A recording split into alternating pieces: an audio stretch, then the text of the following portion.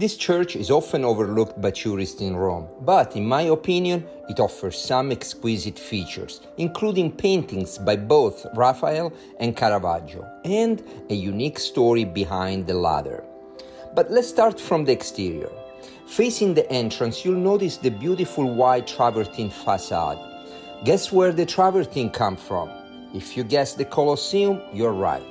As I've mentioned in other videos, people in the past didn't think twice about plundering fine stones from ancient ruins like the Colosseum to build new churches and work of art. Now, the staircase you see in front of the church wasn't added for beauty, but for function. Just think that this part of Rome was often prone to flooding from the nearby Tiber River. So the church was deliberately built higher above ground level to stay dry. This church dates back to the 15th century, a time when faith and Christian devotion were central parts of people's lives, and that's why the Church of Sant'Agostino became such a popular destination during those times. Back then, it was common for pilgrims from across the Christian world to travel to sacred sites, seeking something considered both rare and powerful, a plenary indulgence. And this is one of the words carved in Latin into the front of Sant'Agostino's church. The full Latin inscription says, Indulgentia plenaria quotidiana perpetua pro vivis et defunctis, which translated in English is a perpetual, daily plenary indulgence for the living and the dead. So, what does it really mean? To fully understand this message, let's take a moment to explore how forgiveness worked in the church at that time. A plenary indulgence refers to the complete, plenary equals full, removal of the temporal punishment or residual damages left on the soul due to sins that have already been forgiven. Now, that sounds complicated, doesn't it? You might ask, if my sins have already been forgiven, why would I need a plenary indulgence? According to church teaching, even after forgiveness through confession and sincere repentance, sins leave a kind of stains or residual damage on the soul. This is what's called temporal punishment. Now, a plenary indulgence removes the residual effects entirely. It just wipes it off. Think of it this way.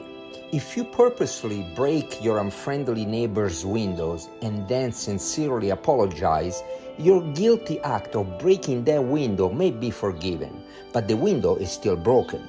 That's where the indulgence comes in. It's like having the window fully repaired, leaving no trace of the damage. In spiritual terms, a plenary indulgence restores the soul completely, removing the consequences of sin. So, as the inscription on the façade reminds us, Sant'Agostino's church was one of the places where the faithful could receive this rare and complete spiritual gift. And by the way, this plenary indulgence wasn't only for the living, it could also be obtained on behalf of the deceased. So, as you can imagine, this church was a hot spot for Christians eager to have their souls fully cleansed. But let's see what's inside. As you step into the church, you're immediately struck by a sense of grandeur.